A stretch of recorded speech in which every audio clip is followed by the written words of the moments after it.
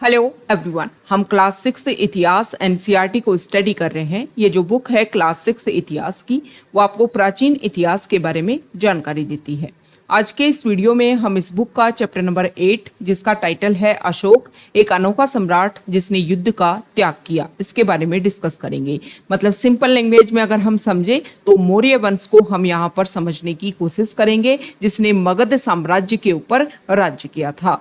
तो अब मगध जो है वो एक महाजनपद था और किस तरीके से एक साम्राज्य में परिवर्तित हुआ, इसको समझने से पहले हम हिस्ट्री की जो टाइमलाइन है उसको पहले स्टडी करेंगे, तभी जाकर के चैप्टर नंबर 8 जो है वो आपको क्लियर हो पाएगा। हिस्ट्री की टाइमलाइन को अगर हम डिस्कस करें तो आज चल रहा है 2022। आप सभी को पता है कि 0 जो है वो प्रभु ईसा के जन्म को रिप्रेजेंट करता है। प्रभु ईसा के जन्म से पहले का जो समय है उसको हम बोलते हैं ईसा पूर्व।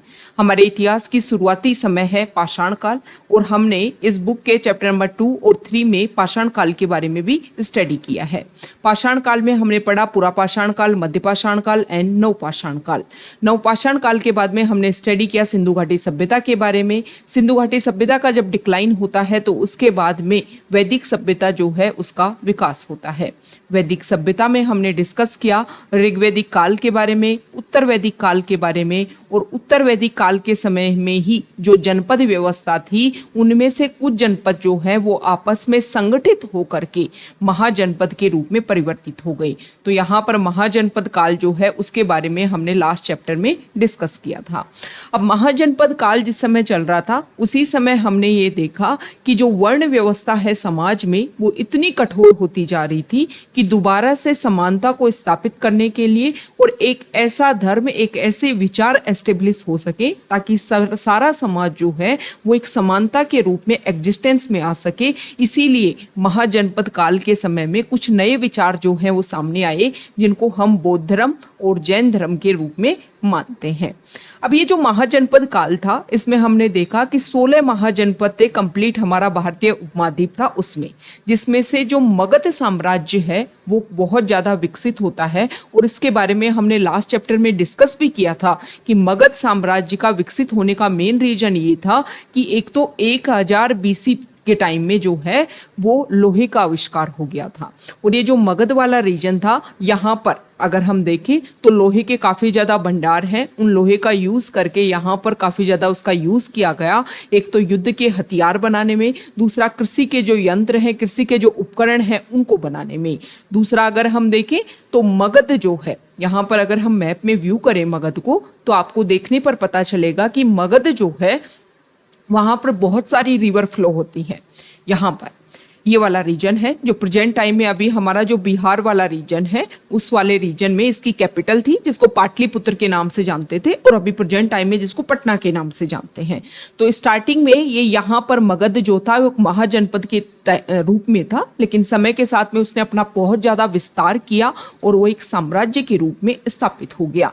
तो एक तो हमने डिस्कस किया कि रीजन क्या रहा, एक तो हमने डिस्कस किया कि वहां पर लोहे के बहुत सारे भंडार थे। दूसरा अगर हम देखें तो यहाँ से बहुत सारी रिवर फ्लो होती थी। अब रिवर का पानी का यूज करोगे आप इरिगेशन के लिए भी यूज करोगे, उस पानी का यूज आप ट्रांसपोर्ट के लिए भी करते थे। तीसरा रीजन ये है कि यहाँ पर आसपास वाले रीजन में बहुत सारे जंगल थे। अब जंगल में जो हाथी थे उनका तो आप सेना में यूज करते थे। इसके अलावा जो जंगल में जो लकड़ियाँ थी उनका यूज करते थे आप रथ बनाने के लिए, और भी आपका जो भी साम्राज्य है, आपका जो भी महाजनपद वाला रीजन है उसको और ज़्यादा सुरक्षित बनाने के लिए, जो दीवार बनाने के लिए, इन सभी के लिए आप लकड़ी का यूज़ करते थे। तो ये रीजन थे जिसकी वजह से जो मगध है वो अन्य महाजनपदों से थोड़ा अलग था।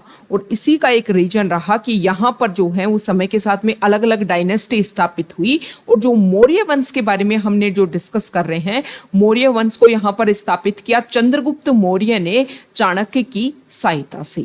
ठीक है, तो यहाँ पर हम डिस्कस करेंगे मौर्य वंश। मौर्य वंश में चंद्रगुप्त ने यहाँ पर स्थापित किया, और चंद्रगुप्त का जो बेटा था बिंदुसार, उसी का बेटा होता है अशोक। और अशोक जो है वो एक महान सम्राट के रूप में मौर्य साम्राज्य को स्थापित करता है। तो यहाँ पर हम अशोक के बारे में बेसिक फैक्ट डिस्कस करेंगे। सबसे इंपॉर्टेंट बात यह है कि अशोक के बारे में हमें कहाँ से पता चलता है, या हमें मौर्य वंश के बारे में कहाँ से पता चलता है। तो हमें दो जगह से, दो ऐसी बुक हैं जिनसे हमें पता चलता है। एक तो चाणक्य की पुस्तक है जिसका नाम है अर्थशास्त्र, और दूसरी है मेगस्थनीज की बुक का नाम है इंडिका।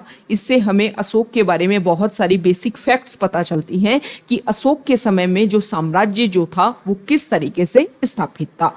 तो हमने हिस्ट्री की टाइमलाइन से समझा कि महाजनपद काल के समय में जो मगध है वो किस तरीके से एक महाजनपद से किसमें, साम्राज्य में परिवर्तित हो गया। अब जो अशोक जो राजा हुए, यहाँ पर सम्राट हुए, उनके समय में कर कैसे लिया जाता था, शासन व्यवस्था कैसी थी, सेना की व्यवस्था कैसी थी, ये सारी चीजें हम डिस्कस करेंगे। और ऐसा क्या रीजन रहा कि अपने साम्राज्य को बहुत विस्तृत रूप में फैला करके उनको ये लगा कि युद्ध करना सही नहीं है।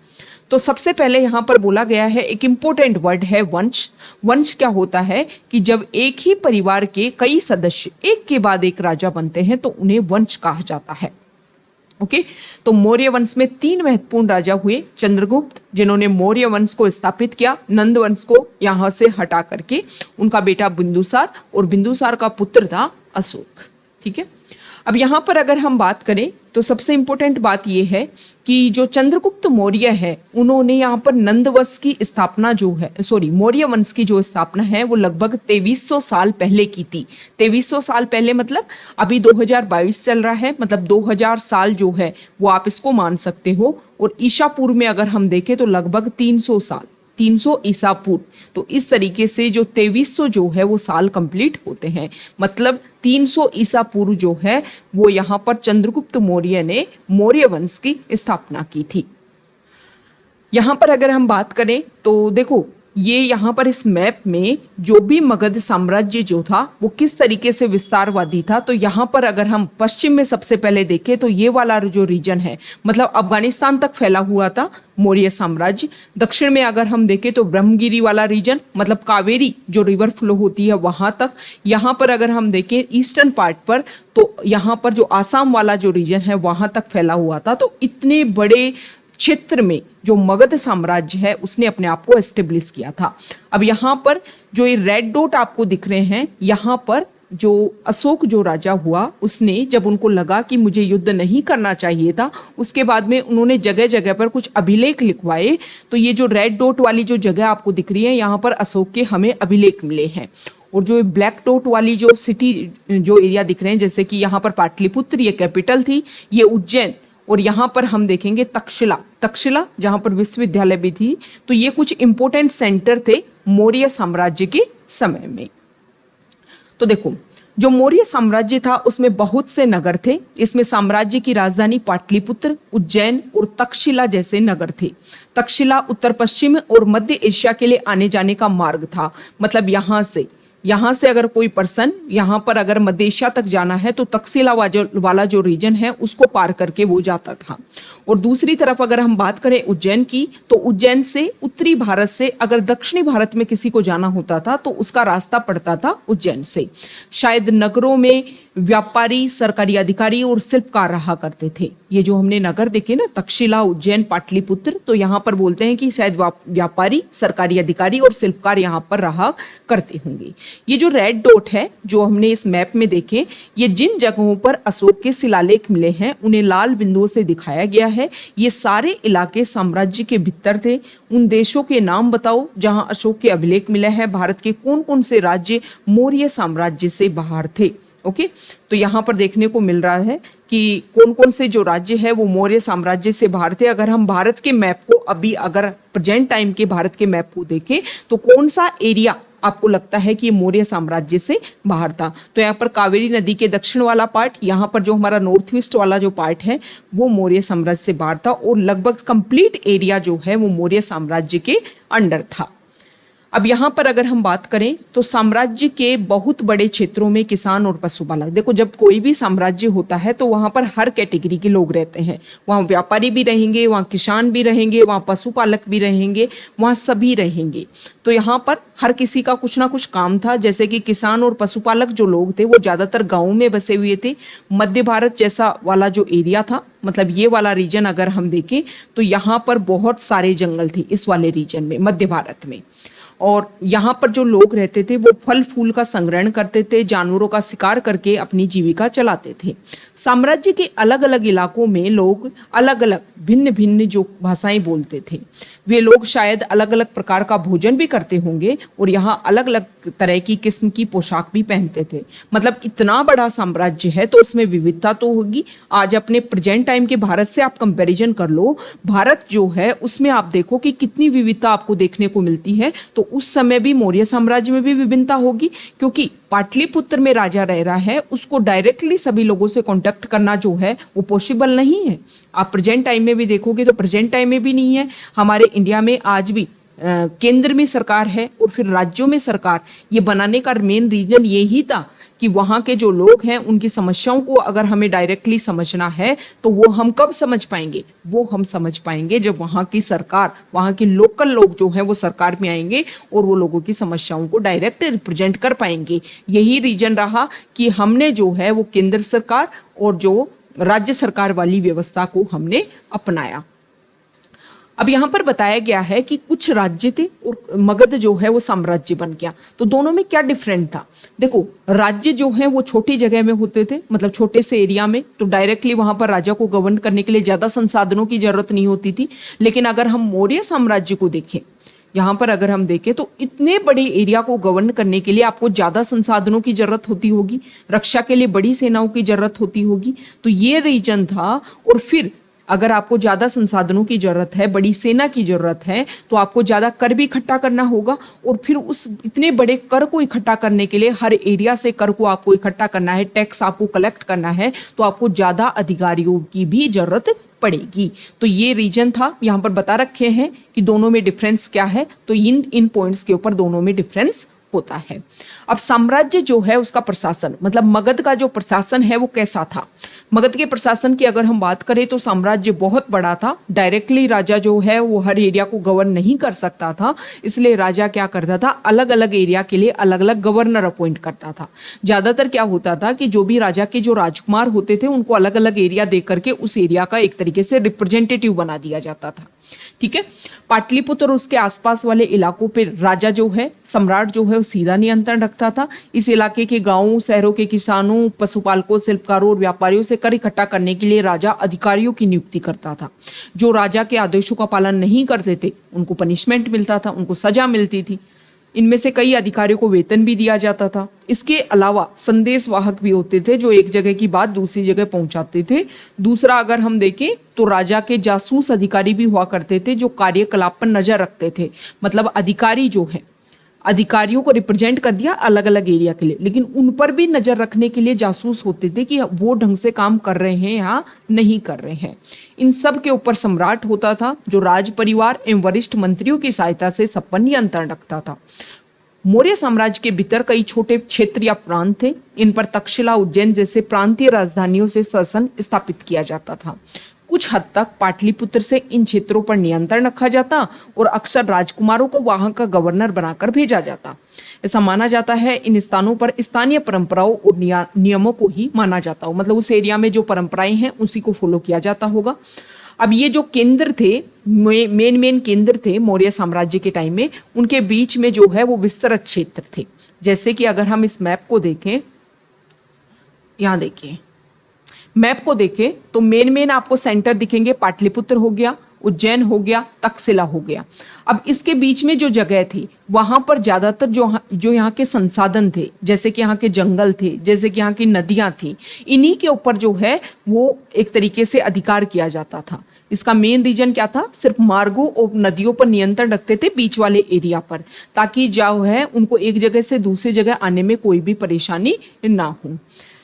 यहाँ से जो भी उनको संसाधन कर और भेंट के रूप में मिलते थे उनको इकट्ठा किया जाता था। जैसे कि अर्थशास्त्र जो चाणक्य की बुक है उसमें लिखा गया है कि उत्तर पश्चिम कंबल के लिए और दक्षिण भारत सोने और कीमती पत्थरों के लिए प्रसिद्ध था।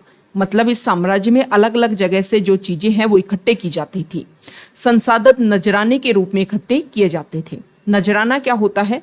जहां पर कर नियमित ढंग से इकट्ठे किए जाते थे, वहीं नजराना अनियमित ढंग से, मतलब जब भी संभव हो, जब भी मन किया तब इकट्ठा कर लिया। कर क्या हुआ? टाइम टू टाइम, कि हर महीने आपको टैक्स देना है। लेकिन नजराना जो था वो फिक्स नहीं था। नजराने में जैसे विविध पदार्थों को भी दे दिया जाता था कि यहाँ पर हमारे यहाँ प्रोडक्शन हो रहा है, तो नजराने के रूप में हम आपको ये स्वेच्छा से दे देते हैं। अब यहाँ पर जो चाणक्य की जो बुक है अर्थशास्त्र, उसके बारे में हमने देखा। दूसरा हमने देखा कि मेगस्थनीज जो चंद्रगुप्त के दरबार में पश्चिमी एशिया के यूनानी राजा सेल्यूकस निकेटर का राजदूत था। मेगस्थनीज ने अपनी बुक इंडिका में ये बात लिखी है कि जो सम्राट था उस टाइम का, मतलब अशोक जो था, जब भी वो जनता के सामने आने के अवसरों पर शोभा यात्रा के रूप में उसका जश्न मनाया जाता था, सोने की पालकी में उसको ले जाया जाता था, उसके अंगरक्षक सोने और चांदी से अलंकृत हाथियों पर सवार रहते थे। मतलब इस चीज से पता चलता है कि वो राज्य जो था वो काफी ज्यादा प्रोस्पेरस था।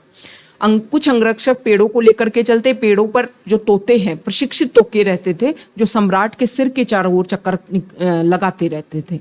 सामान्यतः जो राजा है वो हथियारबंद महिलाओं से, मतलब जो उनकी अंगरक्षक जो होती थी वो महिलाएं होती थी, और हमेशा उनको इस बात से डर रहता था कोई इनकी हत्या ना कर दे, मतलब तब वो इतनी सुरक्षा रखते थे।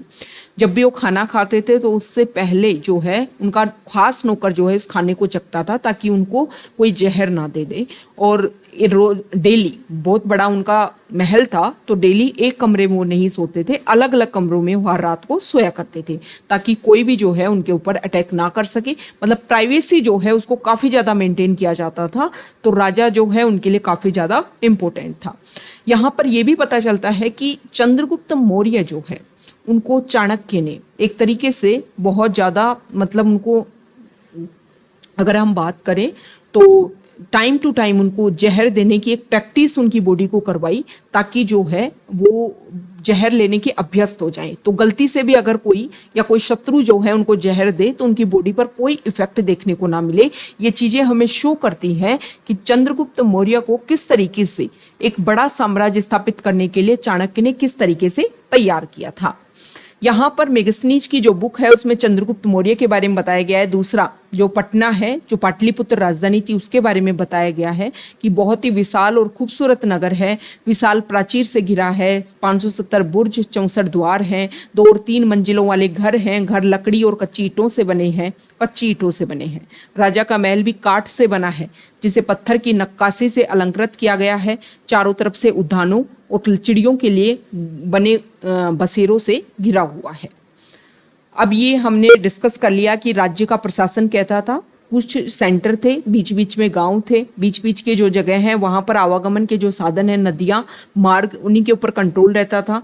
दूसरा अगर हम बात करें तो जो पदाधिकारी थे वो कर लेते थे, कर जो अगर नहीं दे रहा है तो उसको पनिशमेंट दिया जाता था। अधिकारी जो है उनके ऊपर भी नजर रखने के लिए जासूस रखे जाते थे। अब अशोक यहाँ का राजा बनता है। अशोक मौर्य वंश के सबसे प्रसिद्ध शासक, वो पहले ऐसे शासक थे जिन्होंने अभिलेख लिखे, मतलब पत्थर के ऊपर, दीवारों के ऊपर अपने जो संदेश हैं वो लिखवाए ताकि जनता तक उनके संदेश पहुंच सके। ठीक है, तो पहले ऐसे शासक थे जिन्होंने अभिलेख लिखवाए थे। अशोक के ज्यादातर अभिलेख जो है वो प्राकृत भाषा और ब्राह्मी लिपि में लिखे हैं। ये इंपॉर्टेंट फैक्ट है, आपको ध्यान में रखना है। तो यहाँ पर कलिंग के युद्ध का वर्णन करता हुआ अशोक का एक अभिलेख है जिसमें अशोक ने एक बात लिखी है कि मैं राजा बनने के 8वें साल में मैंने कलिंग का युद्ध किया। कलिंग मतलब प्रेजेंट टाइम में जो हमारा उड़ीसा है उसका जो तटवर्ती भाग है उसको उस टाइम कलिंग के नाम से जाना जाता था। ठीक है, इस युद्ध में 1 लाख से 1.5 लाख से ज्यादा लोगों को बंदी बनाया गया, 1 लाख से ज्यादा लोग मारे गए। तो इसमें अशोक कहते हैं कि मुझे बहुत दुख हुआ। मैं चाहता हूं कि स्वतंत्र किसी देश को जब जीता जाता है तो लाखों लोग मारे जाते हैं, बहुत सारे बंदी बना लिए जाते हैं। इसमें बहुत सारे ऐसे लोग मारे जाते हैं जो अपने प्रियजनों को बहुत प्यार करते थे लेकिन वो अपने प्रियजनों को खो देते हैं। इसलिए मुझे पश्चाताप हो रहा है और मैं चाहता हूं कि धम्म का पालन करूं और दूसरे लोगों को शिक्षा दूं कि युद्ध से कभी भी कुछ नहीं जीता जाता है। जितना ज्यादा हो सके सिर्फ बातचीत के थ्रू जो है वो अपनी बात रखे। ये धम्म क्या है? धम्म संस्कृत शब्द धर्म का प्राकृत रूप है। सबसे इंपॉर्टेंट बात, उनका जो धम्म है वो कोई धर्म नहीं है, रिलीजन नहीं है। ठीक है, मतलब कोई रीति रिवाज फॉलो नहीं करेंगे। सीधी सी बात यह है कि वो अपने संदेश को एक तरीके से धम्म के नाम से उन्होंने प्रेजेंट किया कि जो मैंने सीखा है एक राजा के रूप में रहते हुए, मैं चाहता हूं कि जनता को वो सारी शिक्षाएं दी जाए और जनता जो है वो मेरी इन बातों को माने भी, क्योंकि मैंने जो महसूस किया है वो ही सच्चाई है। तो अशोक का कलिंग युद्ध के बारे में बताया गया है। दूसरा यहाँ पर अशोक का धम्म क्या था, तो अशोक के धम्म में कोई देवी देवता, कोई रीति रिवाज, कोई कर्म कांड की आवश्यकता नहीं थी। उनको ये मानना था कि जैसे पिता अपने बच्चों को अच्छे व्यवहार, अच्छे शिक्षा देते हैं, वैसे ही मैं राजा हूँ, मतलब मैं इस साम्राज्य का एक तरीके से पिता हूँ और ये जो प्रजा है वो मेरे बच्चों की तरह है। मैं चाहता हूँ कि जिन उपदेशों से, जिन बुद्ध के उपदेशों से मैं प्रेरित हुआ है उससे आप भी प्रेरित हुए। उन्होंने कई समस्याएं बताई और उन सब का आदेश देने की भी कोशिश की कि लोगों में जो संवेदना है वो काफ़ी कम है, संवेदना ज़्यादा जागृत होनी चाहिए। साम्राज्य में अलग अलग धर्मों को मानने वाले लोग थे, ठीक है, वहाँ पर उनके जो साम्राज्य था, इतना बड़ा साम्राज्य है तो अलग अलग धर्मों को मानने वाले लोग तो रहेंगे ही।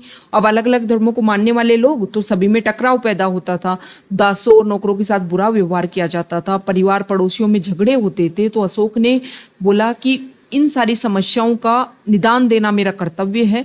तब उन्होंने बोला, कुछ अधिकारियों को उन्होंने नियुक्त किया कि मेरा जो धम्म है, मेरे जो उपदेश हैं, उनको आप जगह जगह जा करके इसकी शिक्षाएं दो।